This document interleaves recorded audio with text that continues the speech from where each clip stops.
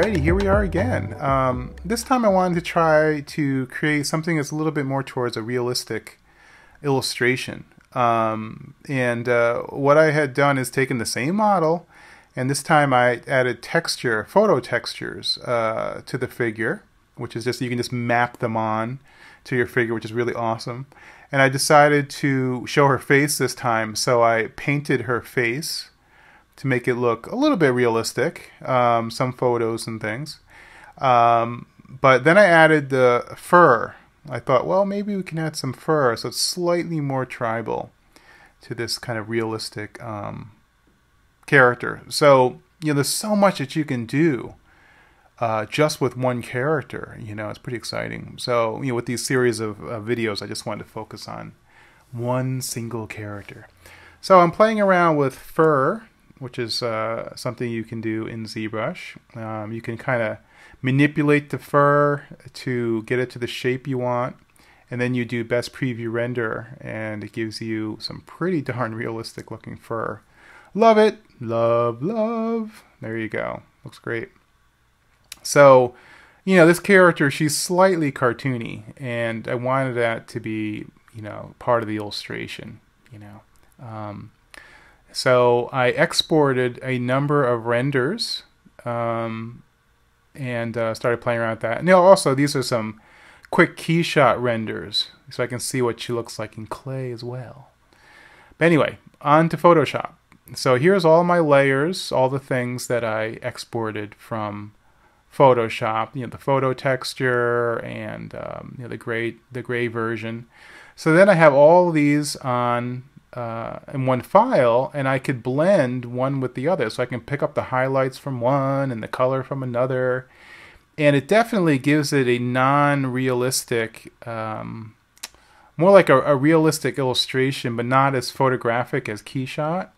And I really like this too. It's something really different. When I was in college, we always looked at the Society of Illustrators book, and these realistic illustrations was look pretty much like this, and I was like, oh man, I wish I could do that, but I do not have the patience to sit there and paint something realistically. I just don't. I want it, but I want it fast. I want it now. So ZBrush gives me that. It gives me the look of paint, as far as I want. It doesn't have the brush strokes, but I could do that too if I wanted. But it gives me something that I've always wanted ever since college, which is almost like a line decker type of style, but in a much more quicker way, because I guess I like creating, but I just don't like the labor, so I've been trying to figure out ways. A lot of us, a lot of artists nowadays are trying to figure out how to create more artwork in your lifetime with less labor. That way you can get all your ideas out. I used to think that was impossible.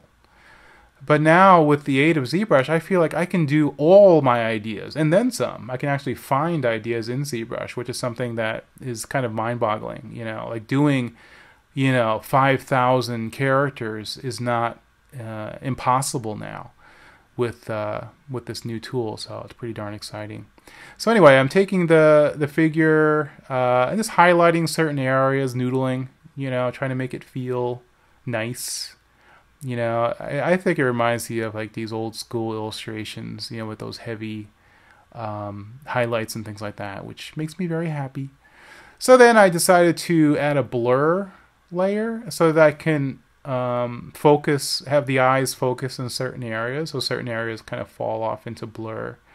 Then other areas are sharp. Nothing new, nothing earth-shattering, but it gives you an idea of how I like to play with my imagery. So now I'm figuring out where I want the eyes to go, where I want the things to focus. So I will pull out those areas and let other areas fall out or fall into blur, which is a lot of fun. And the colors, actually, I enhance the saturation, again, to make it look more like an illustration and less like a photograph. So, and of course, got my floating organs again, makes me happy. And yeah, here are the 3 renders that I had done based on this one method. So again, thanks for listening, and we'll see you in the next video.